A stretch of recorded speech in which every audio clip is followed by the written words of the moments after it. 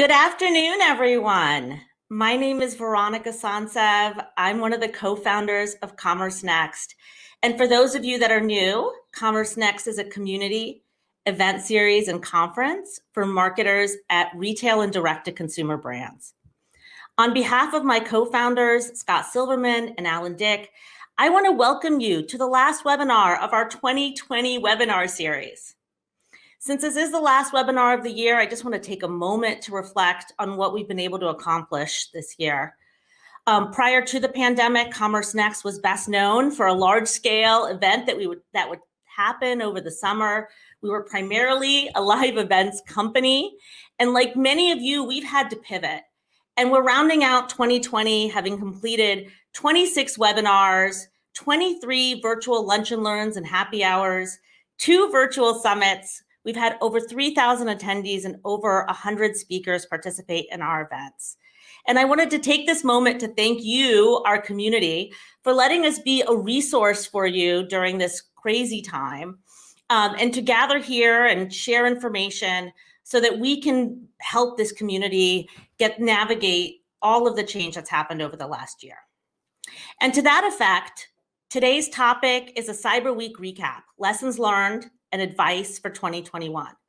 We're going to start with e-commerce and stores data, and then we're going to have a panel that's going to really analyze the results and help you dissect what this means for the rest of holiday 2020 and the year ahead. So thank you so much for tuning in live, and for those that are watching later, thank you for watching the replay. This is a live event. At CommerceNext, we prefer to make these live rather than having polished videos because we really want the interaction. So now I'm going to turn to the slides, and I just want to go through a few important thank yous. First, I want to thank our speakers, Jason Goldberg, Chief Commerce Strategy Officer at Publicis Communications and host of the popular podcast, The Jason and Scott Show, Jenna Posner, VP of Digital at SNIPES, Ujjwal Dhoot, CMO of the DXL Group, and Tomas Diaz, CEO at FlexEngage. Thank you so much for sharing your insights with our community, especially during this busy time of year. I also want to thank our webinar partner and sponsor, FlexEngage. FlexEngage has got a really amazing post-purchase solution, and it's because of that they're able to share some store data that from Black Friday and Cyber Monday that we're going to be using as the foundation for our discussion. And last but not least, I want to thank our gifting partner, Loop Commerce. All of the speakers on today's webinar are going to be getting a gift via Loop's Gift Now platform, as well as 5 lucky attendees are going to be receiving a gift, only for live attendees though, so sorry if you're watching on replay. So our agenda for today, I'm going to go through what's next, which is our Marketing Summit series. Then we have some housekeeping notes. Jason will do a Cyber Week recap focusing on e-commerce, and then Tomas will do the stores recap. Then we'll have audience polls and then move into the panel discussion. So our next event is our Marketing Summit series, which starts on January 20th. We're kicking off 2021 with our biggest virtual event yet. We have speakers from Sephora and Wayfair and Untuckit and so many amazing brands. You can find out more at bit.ly/CNMSS21. And if you're looking for the latest CommerceNext events, we have our upcoming events page. We're using that to update you on all of our virtual events as well as in-person events when we get started with those again, hopefully soon. And then in terms of the housekeeping notes, for those of you who've been with us before, you know the drill. You don't have to worry about missing anything. We are recording this webinar and we'll make it available starting tomorrow. There is something new. We have chat available. So you'll see the chat appear on the top right-hand. It's a first link on the right-hand panel. And there are some chat rules of the road. So we want you to use chat with the speakers in the audience, but don't be disrespectful or put anyone down, and don't be self-promotional. We want to also remind you to use Q&A to ask questions on the webinar. With the Q&A, we can upvote the questions, and that's what we're going to focus on for the panelists. So to ask questions with the Q&A, that's the second link in the right-hand panel. You ask the question on the bottom. You then can look at the published questions and upvote them. The folks who've been on our webinars before know the drill, and that's what we look at to prioritize our questions. Also, if you're looking for the handouts, this deck, as well as a handout from FlexEngage, are available for download. And then if you're watching on replay, then you can download the handouts at the bottom of your player. And now I'm happy to turn over the virtual stage to Jason Goldberg. He's going to talk about how e-commerce did during the Cyber 5. Thanks so much, Veronika, and happy post-Cyber 5, everyone. I'm excited to jump right into it. I'm only going to share a little bit of data to save as much time as possible for the conversation with a great panel. But in general, when we talk about Cyber 5, hopefully everyone on this call already gets it, but we're mostly talking about the 5 days from Thanksgiving through Monday, right? So Thursday, Friday, Saturday, Sunday, and Monday. And the truth of the matter is we don't have any super reliable, omnipotent data source to tell us how the holiday season went in real time. So we have to rely on a lot of imperfect signals to sort of judge how things went. So I've grabbed some of my favorite signals to share with all of you. So this first slide, we're looking at 3 different data sources. We're looking at Salesforce data. Many of you know Salesforce has a product called Salesforce Commerce Cloud that includes what used to be Demandware and a variety of other tools. So a lot of medium to large retailers use the Salesforce Commerce Cloud. They aggregate all the data from all those clients, and they share it with the public in real time, which is awesome of them. The second data source is Adobe. Adobe has a marketing cloud that includes a product called Adobe Analytics that was formerly Omniture. So a lot of big e-commerce sites use Omniture as their web analytics platform. And again, Adobe collects all the performance data from all the Omniture clients, aggregate it, anonymize it, and share it. And then I've added a third tool set here, which is Bloomreach, which is another vendor that a lot of e-commerce sites use. I think they quote that about 60% of the IR 500 uses them. And so they've published their data. So on Thursday, this is year-over-year data. Bloomreach tells us that their customer base grew 5% this Thursday versus a year ago Thursday. Adobe tells us that their base grew about 22%, and Salesforce about 20%. So in general, for the whole holiday period, we're hoping for / forecasting about 30 to 33% growth. So 20% is well below that. But I would point out that the historical biggest shopping days, Thursday, Friday, Monday, you would expect the least growth because they were already big and it's harder to grow a big number. So we saw around 20% from Adobe and Salesforce, which feels credible. Then we jumped to Black Friday, and Black Friday is interesting because ordinarily we'd see a lot of in-store shopping behavior on Black Friday, so we would see e-commerce spike, but not quite as much. This year we saw Black Friday be the biggest, a pretty big day. So biggest day of growth. So, again, kind of in that 20 to 23% growth for all 3 of our data sets. And then if we look to Cyber Monday, which is actually the biggest day, the growth really curtailed quite a bit. So kind of down in that 15, 16% for Adobe and Salesforce, and down even a little bit more at 10% for Bloomreach.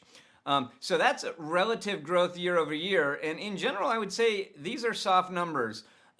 We expected growth to be a little bigger. So if you kind of double click into the data sets, this is the actual sales. So Adobe predicts that we had $5 billion worth of sales on Thursday. We had $9 billion of sales on Friday. We had $10.8 billion in sales on Monday. So that would make this Cyber Monday the biggest single e-commerce shopping day in the history of e-commerce in the United States of America. But right next to that column, you see what Adobe had estimated for those days. And next to that, I kind of calculated the percentage. So you can see that on those big days, we're down about 10 to 15% from what we expected to sell. So a little bit disappointing.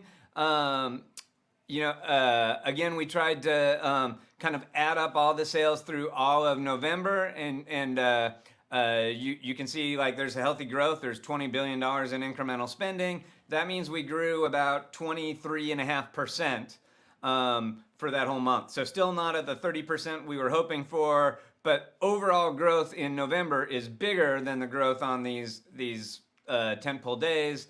The story from Salesforce is similar but slightly different. Again, they're off a little bit from their forecast. They actually saw Black Friday be a little higher than forecast, but Thanksgiving and Cyber Monday be lower than forecast. Interestingly, from the Salesforce data, they saw more sales on Black Friday than they did on Cyber Monday. So if that's true, that's a new phenomenon in the United States, that Black Friday passed Cyber Monday is the biggest e-commerce day in the United States.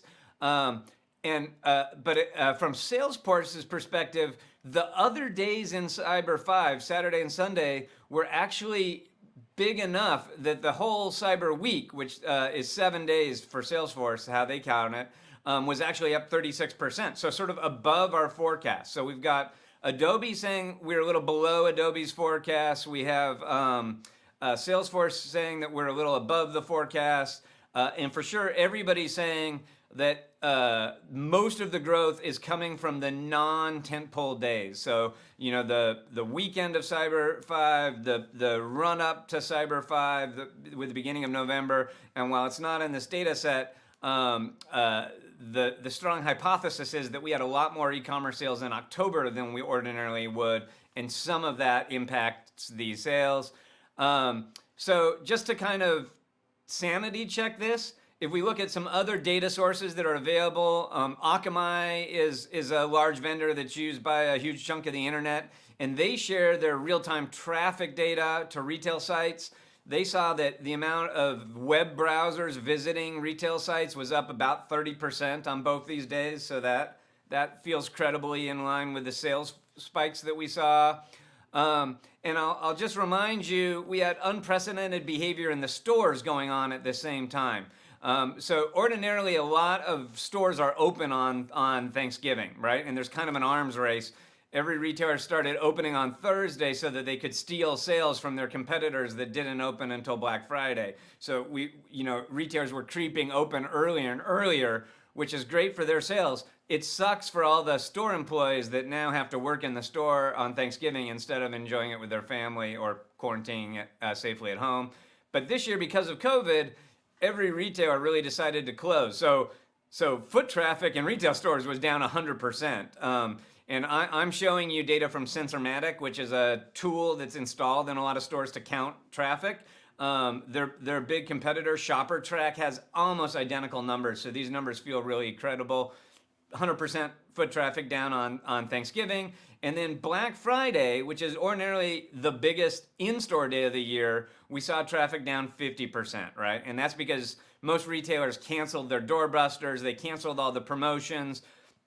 There's a lot of laws in place that retailers are only allowed 25 or 50% of their maximum occupancy. So for all these reasons, foot traffic was way down. You might have expected e-commerce traffic to be way up to compensate for that. And as you all just saw, that's really not what we saw. So that's a interesting phenomenon. E-commerce traffic and sales were healthy, but they didn't actually grow enough to compensate for the loss in brick and mortar sales. Hopefully Tomas is gonna give us another interesting perspective on that in just a moment. And then I threw in one bonus slide, which is technically not Cyber 5, and it's probably so small that you can't see it, but if you get the replay or get a copy of the deck, you can see it. Also, if you follow me on social media, I shared it just before this presentation. So this is a list of all the public retailers that reported their e-commerce growth for the second quarter and the third quarter. And it's fascinating to me to show, like, this is an unprecedented year in e-commerce acceleration. And you can see all these retailers that like 300% growth to Q2, 280% growth Q3. The key takeaways from this slide are that in general, all the Q3 numbers, those purple numbers, are lower than the Q2 numbers. So what that says is, man, when stores closed and COVID first started, everybody really leaned into e-commerce. And then in Q3, things normalized a little bit. E-commerce was still very large with a lot of growth, but it pulled back. You can see very few retailers had a bigger Q3 than a Q2 of e-commerce. And also, if you look near the bottom of that slide, you're going to see e-commerce average. That's the U.S. Department of Commerce's projection for all of retail, right? So it was growing in that kind of 30-45% range. And so while everyone likes to brag about their growth, if you only grew 20%, you shouldn't be bragging because the industry grew 30%.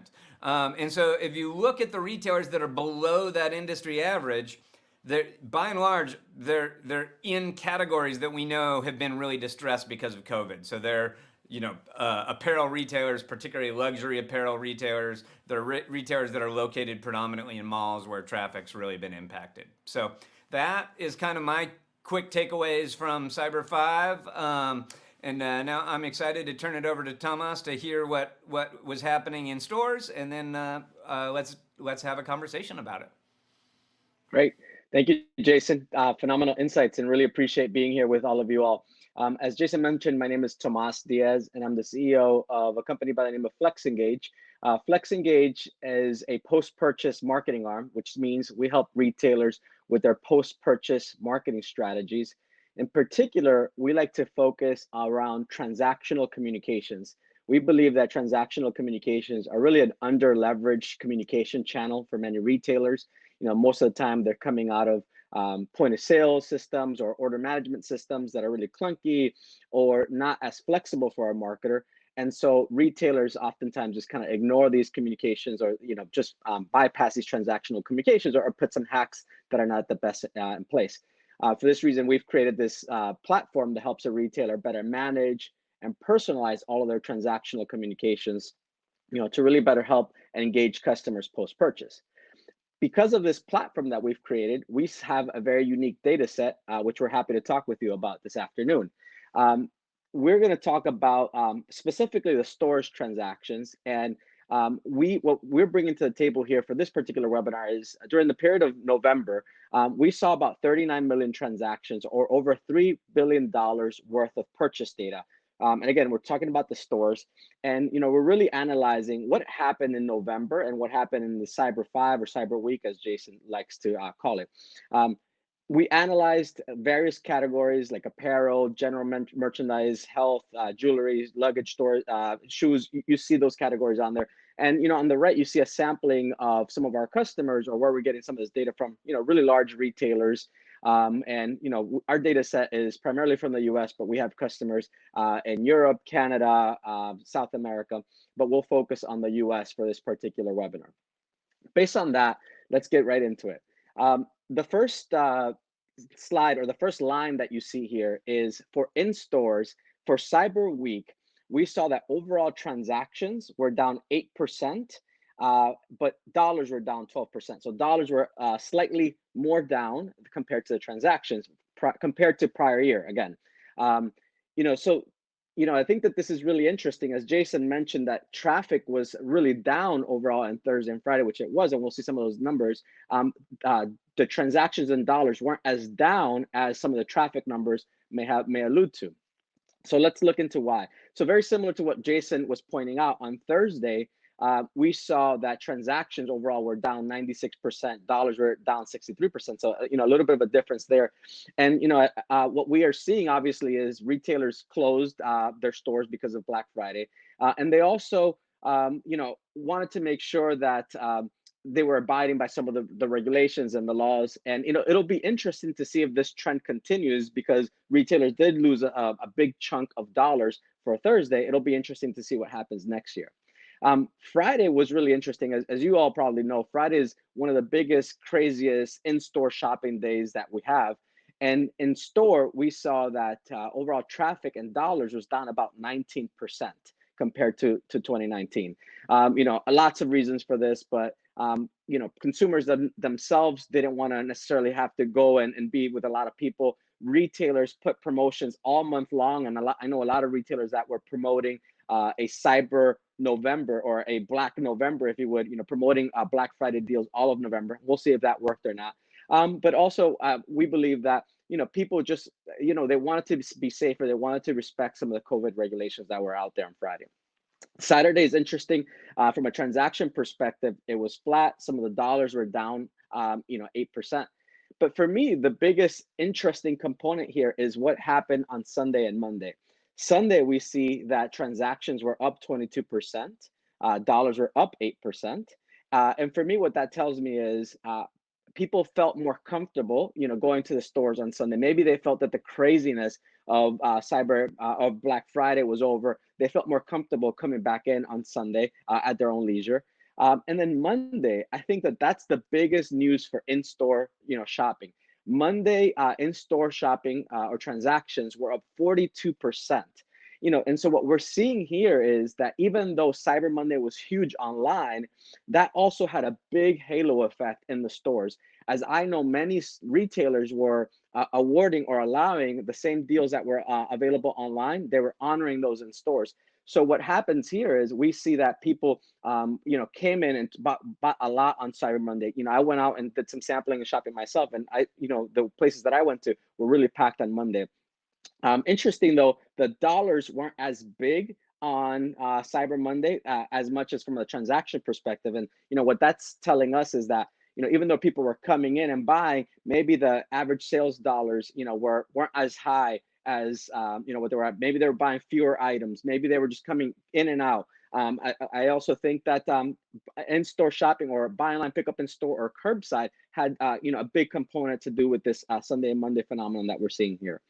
But I think you've heard a lot of people say that Cyber Week actually started with Prime Holiday. In October with Prime Day from Amazon, a lot of people felt that since then lots of retailers pulled up the deals, made offers available to everybody. And so we actually looked at all of November. What did November do from retailer perspective? And so you see the last bottom numbers there, in that in totality for November's, retailers were down about 2.9% from a transaction perspective, 2.3% from a dollars perspective. So what that's telling us is that actually before Cyber Week, retail in-store traffic or in-store transactions were actually up. They were comping positively. And they obviously had a big number to comp from last year. And so, Cyber Week, brought those numbers down. But it does tell us that those people were out actually shopping earlier in the stores. People did come in, people were buying. Those early promotions did work. Amazon's Prime Day, did spur a little bit of early shopping behavior. In addition, I think retailers and the news was very active, or was very good about telling people, hey, you got to go shop early this year. We're not sure if you're going to get the goods. We're not sure if the goods are going to be even available. So we see that from a November perspective, all transactions in stores weren't as down as much as was Black Friday and Cyber Week. One additional slide is we wanted to break it down around what happened from a category perspective, to take a look at some of those. You see the numbers on there. Apparel was down. General merchandise, which is things like your dollar stores, big lots, pharmacy, people like that sell lots of general type of goods, those were up. Health, actually interesting, was down the most out of all the people that we looked at. And there's a couple components there. The health industry is going in through some changes, if you would. Lots of Amazon has gotten into this space. We see that people can buy basically health and supplements and things of that all over. So this is a much more competitive space than it has been in the past. I think it's no surprise to anybody that home furnishing was up in a big way. We see numbers of up to 40% as people are looking to outfit their in-home offices. As people are spending more and more time at home, they want to feel good about that. Home improvement was actually flat. It's typically not that big from a Black Friday perspective, but it was definitely flat. And then we see some other categories that you may expect, like jewelry, luggage, being down. Obviously not as many people traveling, so they're down. The one that's interesting also is shoes. It would be interesting to kind of break this down, from a subcategory perspective, because we did see some things like activewear increase, but things like shoes from like going out, and dressing, going to the office, those had a bigger impact, as you may see, and we'll hear from Jenna later, who may have something to add to that. But we can see how some of these numbers were broken down here from a category perspective.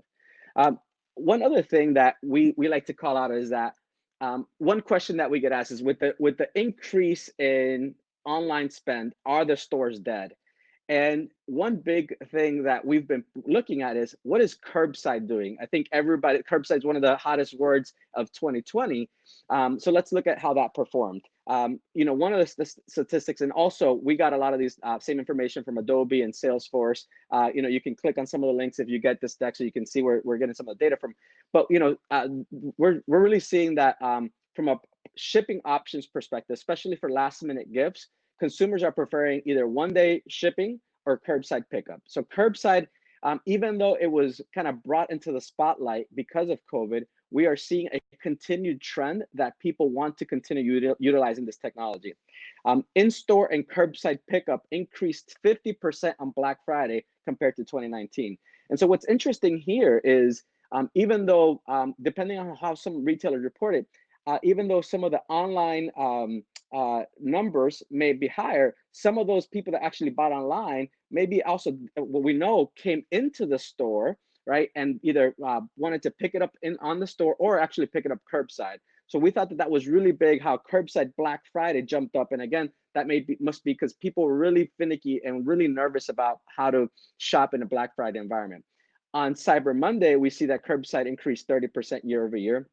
And then this last statistic we think is really interesting, where retailers that offered curbside, drive-through, or in-store pickup increased their digital revenue by 30%. And when you compare that number to those that don't offer those type of options, those that don't saw an increase of about only 22%. So we are seeing that consumers, want to buy online, but get the benefit of picking it up in the store or picking it up from a curbside perspective, maybe from an availability perspective. So really interesting. We think that curbside's here to stay. We think that curbside is one of the strategies, or in-store pickup, one of the strategies that you can use for the holidays, to really, get people to come in and maybe spend a little bit more with you. So those are some of the slides we wanted to share. Veronika asked me to, give you a 2 or 3 minute overview of who we are as a company, just so you know how we get this data and why it's meaningful. As I mentioned, we have a platform that drives post-purchase engagement, and we really specifically focus on the transactional communications. It doesn't matter if somebody's buying in the store or online. We have a channel agnostic platform. And what that looks like is, if somebody's buying in the store, we can offer you as a retailer a way to personalize those digital receipts or put targeted offers on your printed receipts. From an e-com perspective, we know that your e-commerce notifications, like your buy in store or order confirmations or shipment notifications, those are really difficult to manage. We give you a way to make those orders more dynamic and more specialized. We have a branded order tracking, similar to some of the order tracking solutions that are out there. And then our most recent product is a way to really automate your curbside notifications or communications. So this platform that you see is the industry's only platform that really helps you manage, personalize, and have a holistic view of all your transactional communications. And in pictures, pictorially, so you can see what this looks like, is, in today's world, or prior to FlexEngage, a retailer had transactional communications that sort of looked like this: very basic, very boring, very static, the same to every customer. With us now, we can give more personalized, more relevant, more dynamic, automated communications that are going to drive additional action, that are going to drive additional sales. And then lastly, why you should care about this is that your transactional communications are probably your most effective channel, and probably the channel that you're not really leveraging or underutilizing. They have huge open rates, huge click-through rates, and huge conversion rates.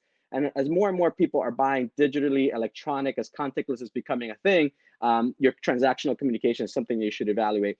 You can take a look at the handouts that we have for some of our free or extended pilot solutions if that's of interest, and you can email us at hello@flexengage.com. So with that, thank you for the time, and I'll turn it to you, Veronika. Great. Thank you so much, Tomas. That was great data. Appreciate you taking the time. You and Jason gave us a really good picture of what happened during Cyber 5. And now it's instant poll time. So just a reminder, when you take the polls, you can see the results under polls closed. And for those that are watching the replay, we've attached them to the player. The first question, people were surprised Cyber Monday growth wasn't as big as projected. Jason has some great data on that.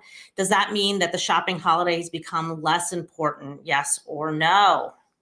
And by the way, Scott Silverman promised that he would not take it personally if depending on how the answers came out. But Scott, you'll be very, very happy to hear that Cyber Monday is still very important. 33% of people said it was less important, but 66% of the people say it's still very important. So I think we can close this poll and go to the next question.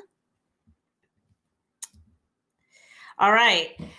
Given the growth of digital in 2020, how is your org adjusting to their digital investment for 2021? And there's 4 options here. We're decreasing digital investment. We're keeping digital investment flat. We're increasing digital investment, and we're significantly increasing digital investment. So kind of given this role of digital, how is your organization changing their investments? Overall, we're seeing, as expected, an increase in digital investments, and a significant increase. We have a few people decreasing investments. It'll be interesting to understand why that's the case, but that was really insightful. And then the last question, what do you plan to do when the holiday shopping season is over? Get some sleep, go to Disneyland or some COVID-safe vacation spot. Sign up for the CommerceNext Marketing Summit Series, which starts on January 20th, or get ready for the flood of return goods. Select all that apply.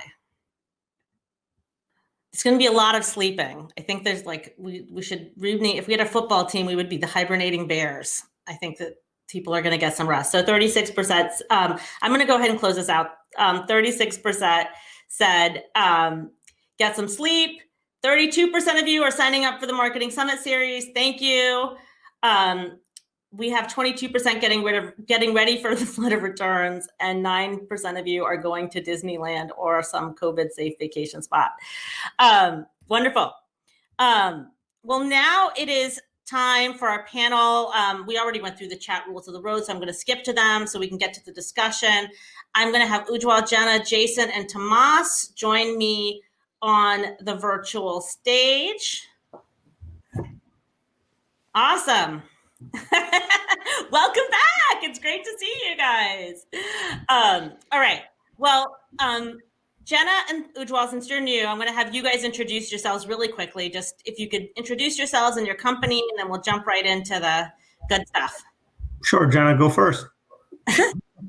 Happy to. So my name is Jenna Posner. I'm the VP of Digital at SNIPES. We're a global streetwear retailer based out of Germany. Got about 400 locations in 9 countries in Europe and 100 locations here in the US. And I manage our US e-com business. And this is Ujjwal. I run marketing at a company called DXL Group. We are the leader in all big and tall men's apparel. We have 300 plus stores in the US. And we also have an app and a website. And if you need gifts, I'm doing a little bit of self-promotion. There's lots of options for gifts in the CommerceNext community. No, we love that. We love self-promotion in that respect. Well, let's dig right in. We had a lot of great data on Black Friday, Cyber Monday, the Cyber 5. Based on the data that Jason and Tomas presented, it seems like shopping was down over that 5-day period. Is that, why is that the case? Is that a sign of economic times, or is it because shoppers actually got an early start? Jason, I'm going to start with you on this question. Yeah, thanks, Veronika. So just a clarification, it was down versus our expectations. It was unquestionably up versus last year. E-com, but overall, I think if you include stores, the numbers were a little down. Yeah. So the trick here is twofold. Because of COVID, there's a lot of spending that ordinarily isn't retail spending that right now is retail spending. And that makes it really confusing to look at this data and compare it to last year. So two biggest examples. None of us have been on a vacation in a year. And instead, we spent a lot more money at Home Depot and at House improving and decorating our living spaces, right? So a ton of money went from Marriott and United Airlines to Home Depot and Wayfair. An even bigger shift is we used to get 50% of our calories from restaurants and 50% of our calories from grocery stores. At the peak of COVID, we were getting 95% of our calories from grocery stores. We're still getting about 65, 70% of our calories from grocery stores. So if you're a grocery store, you're getting $10 billion a month in extra consumer spending that used to go to restaurants. That's great news if you're a grocery store. It's a tragedy if you're a restaurant, right? So because of those reasons, I would say just be careful drawing a big conclusion from any of this data, because it's really unprecedented. There's more uncertainty out there than ever before. That being said, I think a lot of us feel like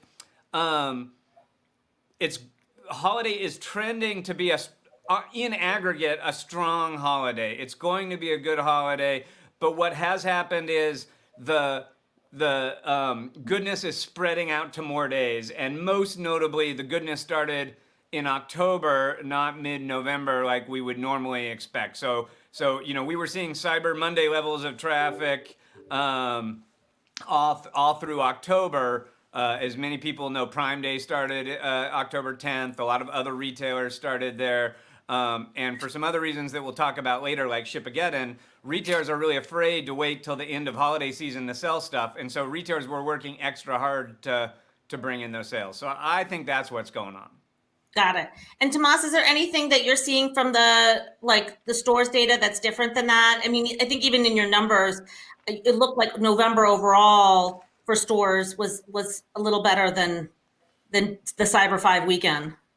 Yeah, no, I think as I alluded to earlier, I think that there's twofold. Yes, retailers promoted, earlier, and I think that absolutely worked. And I think retailers were responding to Amazon without a doubt. But I do think that consumers were leery of going out at Black Friday, just, because of the pandemic, they didn't want to be gathered in masses and things of that nature. So I think it is a bit of signs of the time, and the economic environment. But I'm with Jason. I think overall, we're going to have a very strong holiday season. And I think that, people will continue to spend. And by the way, once that I don't think has been talked about, that there's still a lot of last minute shoppers out there that are still going to be getting their goods. And those, I think, are going to be people that are going to the stores because they're going to be afraid of not getting their goods through FedEx or UPS. Got it. So it seems like it's a little bit of economic times, maybe in the sense that people are shifting from restaurants to grocery, but overall, we still think like retail, at least our little neighborhood as a whole, is going to do well. And then depending on the category, some will do better than others. Ujjwal, did you want to jump in on that? I just wanted to add a couple of things and totally agree with Jason and Tomas. I'm sure everyone has seen the American savings rate, which has been the highest in decades. And to Jason's point, we haven't taken a vacation all year, so we gotta show the love for our friends and family in some way, and it needs to happen. So that, in addition to the fact that I don't think. And Tomas, you said this, procrastination will not go away. I think there's still going to be customers that buy last minute, and we still have a season ahead of us. We still have 2.5 weeks. We have a week of digital, and then the shipping cutoffs start to hit, and then we have a week and a half after that for stores. So there is still a season right there, and I expect there to be the similar ramp that we've seen in prior years. Interesting. So I mean, I guess based on that, you would say any early shopping, maybe it impacted Cyber 5, but it was in addition to what people are planning to still do towards the end of the holiday season. It was almost like extra shopping, not necessarily holiday shopping. Yeah, Go ahead. sorry. I think we blurred the lines. There is no Halloween cutoff, holiday shopping starts. There is no clear delineation. And yeah, it's a strange year. So I guess to that effect, let's just talk about like Cyber Monday for a little bit. It used to be the biggest online shopping day of the year. It was the biggest shopping holiday. Even though it didn't grow as much as everyone had projected this year, and depending on the data, I think it was in some cases eclipsed by Black Friday a little bit. People, at least the people on this webinar, they still felt like it was a very important holiday and one that wasn't going to become less important anytime soon. Do you agree with that? I guess, Jenna, I'd love to start with you on this. Are retailers kind of saving? Are they no longer saving their biggest promotions for Cyber Monday? What's going to happen? Yeah, it's interesting. No, I don't think they are. It seemed like for a long time that there were actually really, really valuable products that consumers were going after, that retailers were using as marketing tools to really drive that holiday selling, offering really great discounts on really great products. And it seems to me that Cyber Monday and even Black Friday has really become more of a play to move nascent or move stale product. And so essentially what's happening is kind of this TJ Maxx era shopping experience for consumers where they're just kind of, sifting through deal after deal after deal, really struggling to find what it is they want. So, as a tool to move out stale inventory, I think retailers are going to continue to do that if they have to. But I think that retailers have to really take a good look and understand what is it that they're actually giving back to the consumer at this point. Are they giving them the deals that they want? Are they giving them the experiences that they want? Cyber Monday kind of needs to do a 360, I think, and reinvent itself again. Got it. So you think Cyber Monday will still be a big holiday, but just like maybe one that's a little less promotional? I think so. Or the promotions have to just get a little more intentful, right? Give promotions that matter again. I think that consumers are fatigued, and every deal kind of feels like the same. And until they really start analyzing their consumers and serving them promotions that are meaningful to them, I think that there's going to be a lot of clutter, and it's going to be really hard for consumers to find what it is that they need. Got it. Ujjwal, anything to add to that one? It really started, if we go back to March and April, when there were shutdowns across the country. What happened then is retailers, specifically everyone with stores, did two things. One is everyone cut back on all their orders for the future. Yeah. So there is no glut of inventory because of that, because everyone just scaled back dramatically by tens of millions of dollars each on how much they ordered. The second thing everyone did is, while stores were shut, they did, and most retailers did this, there's a lot out there about this, that everyone did a cash generation exercise where we were trying to make up for stores not being open and marking down a lot more product online to move through a lot more. So with what I'm trying to get to with those two things is there isn't as much inventory that is stale right now. And that's why you don't need to be as promotional, because those two things combined with the fact that we've all started to be promotional throughout September, October, you just don't have a need to go as deep and as rich as prior years. But one thing I have seen is no matter how hard you try, and I spoke about procrastination, there's also a propensity that customers have and consumers have. And because Black Friday or the Cyber 5, however we want to call it, consumers have a significantly higher propensity to come out and open their wallets on those days. Yep, absolutely.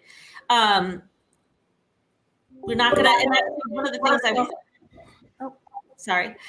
and one of the things we want to cover later is just how they're going to be shopping, especially kind of given some of the shipping challenges. We're getting a ton of audience questions. I want to kind of address some of those. The first one is actually for Jason. Jason Kang asked if the growth numbers you presented include Amazon sales. Sort of. So Amazon reports their quarterly sales. So in that last chart I showed you, you'll see that Amazon is slightly outperforming the industry average, which is pretty impressive because they're the biggest e-commerce player out there. So the fact they're growing faster than average is certainly impressive.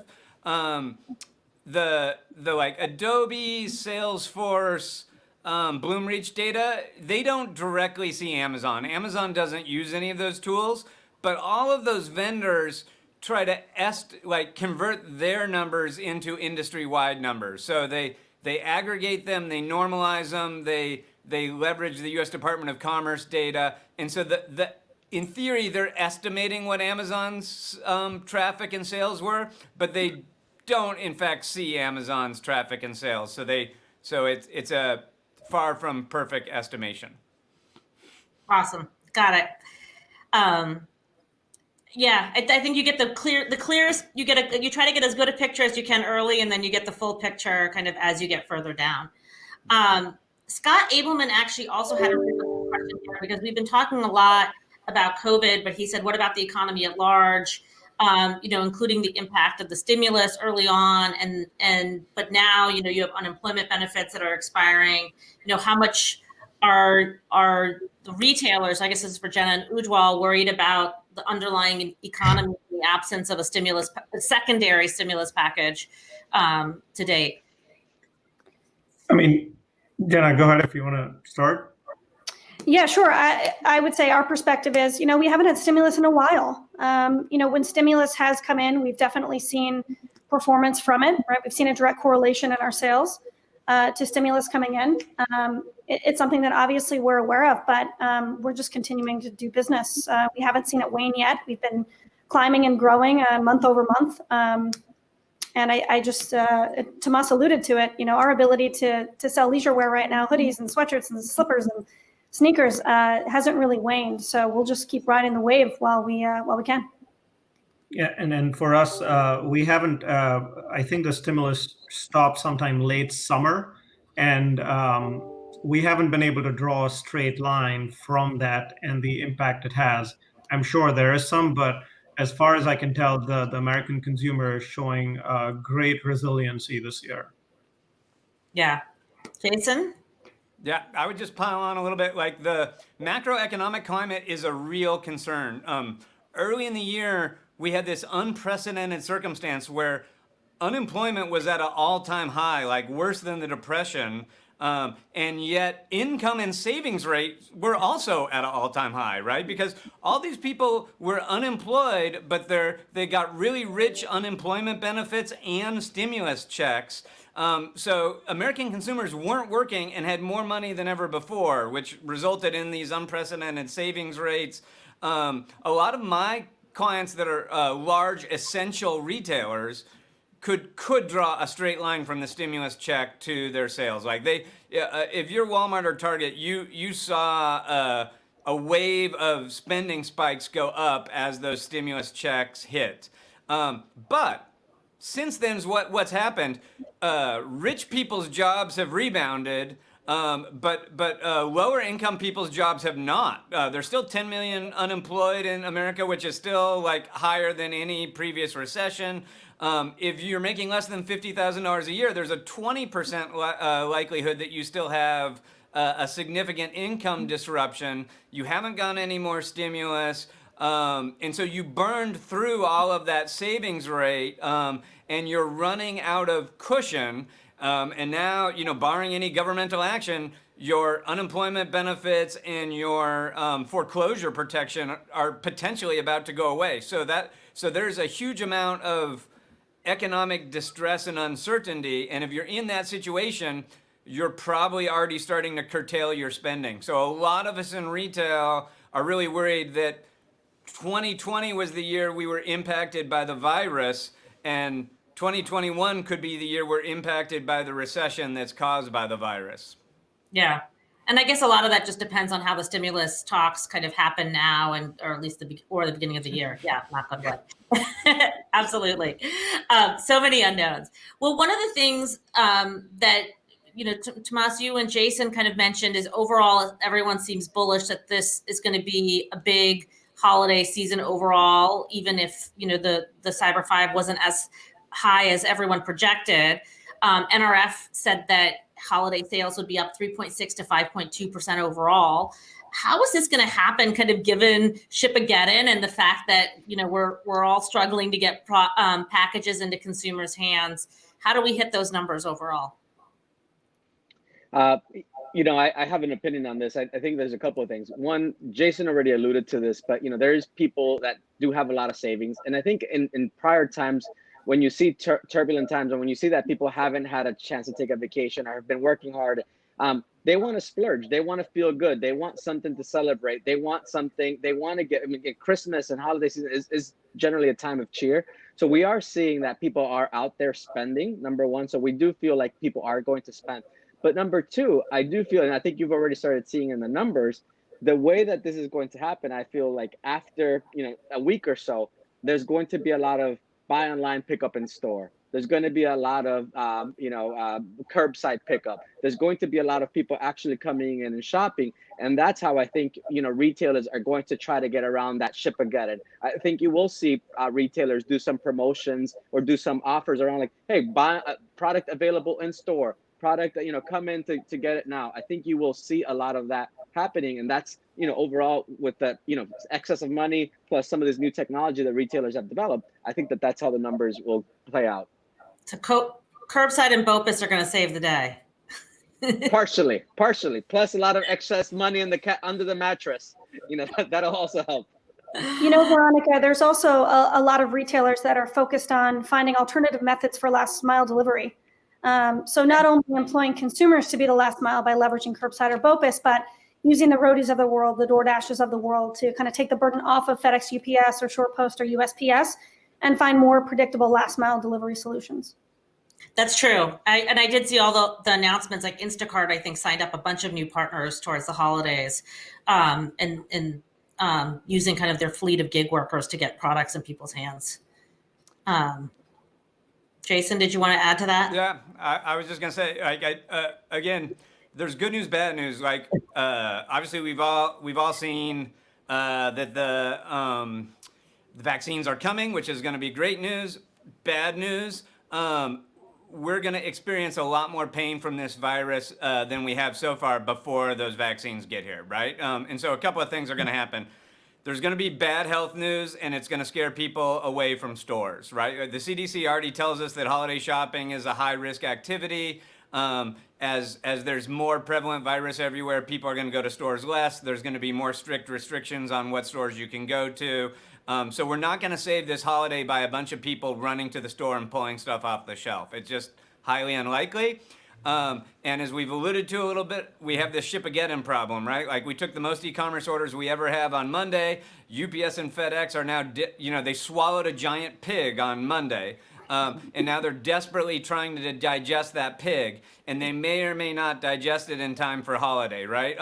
And so if you're have all your goods in a fulfillment center and you're hoping UPS is going to come and grab them and deliver them to everyone on Christmas, that also isn't likely to happen. Like, we're probably going to get a steady stream of bad news. UPS and FedEx are basically turning customers off and not taking the packages. So the U.S. Post Office is taking all those packages and they're going to deliver them late, right? So that's going to suck. And so the sweet spot in between those two are exactly what my fellow panelists have alluded to.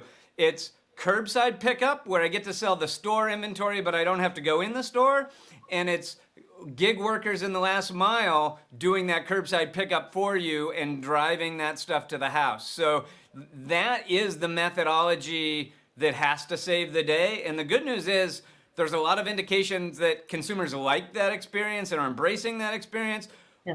Retailers have been amazingly resilient in rolling that experience out. Best Buy did not allow curbside pickup, and they launched curbside pickup in 800 stores in 48 hours, which I've spent a lot of time working with Best Buy in my life, and like 1 year cycle for something like that would be realistic. So to do it in 48 hours is mind-boggling to me, and I admire the heck out of all those teams for doing that. So yeah.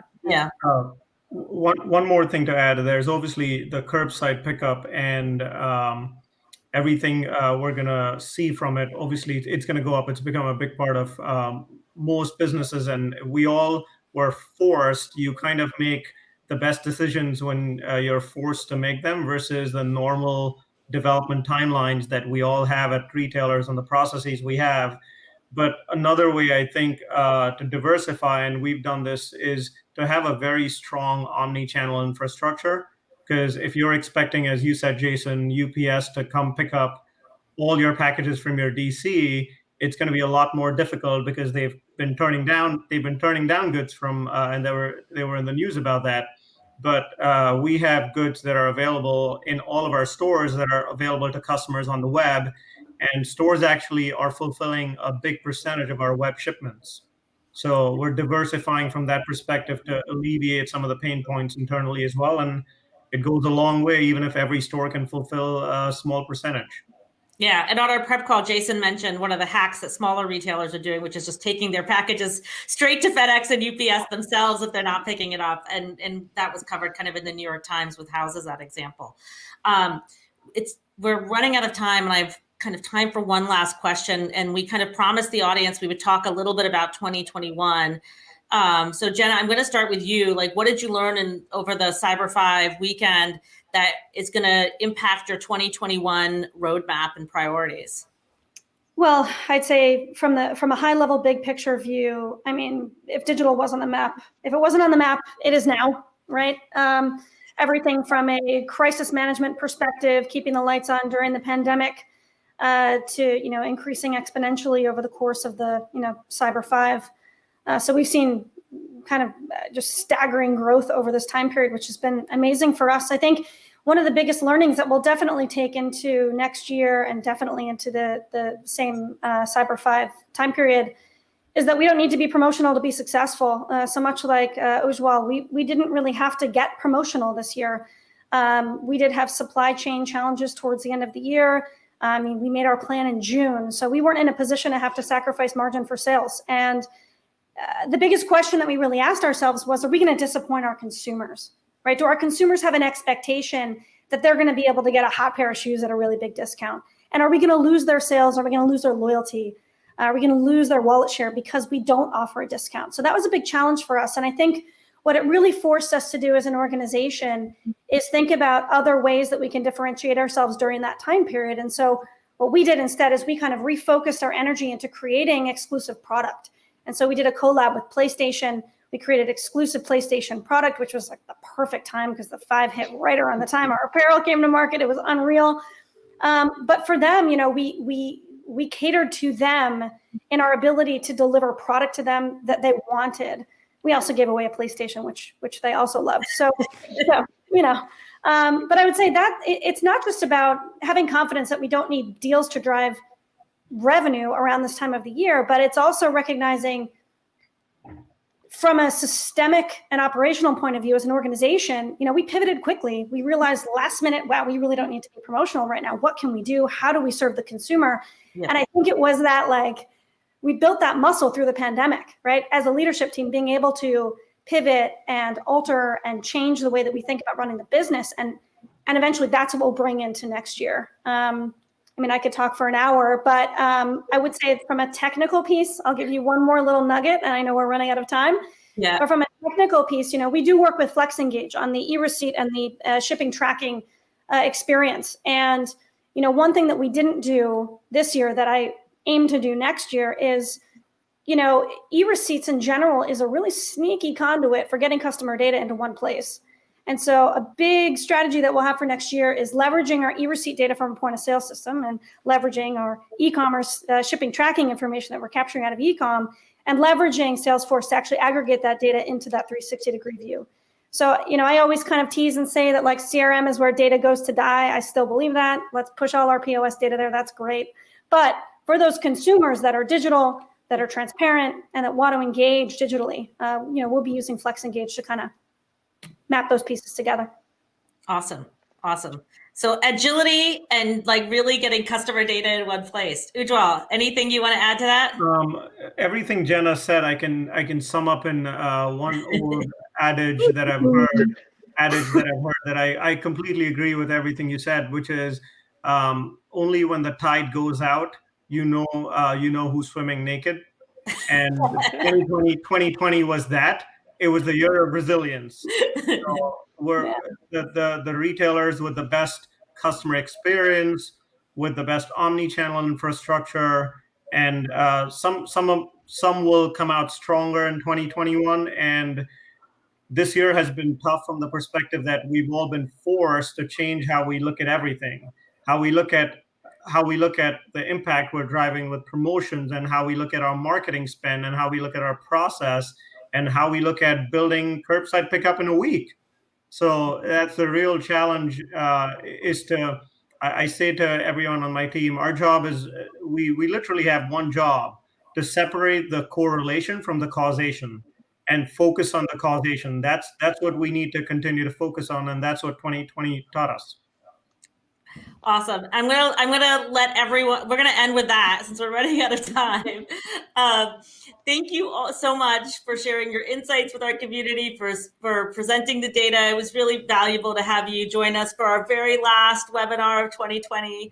For those of you who are still watching, thank you so much for joining us today. We'll be back on January 20th with our Marketing Summit series. Happy holidays, everyone. Wishing you a successful remainder of your holiday season. Take care. Thanks all.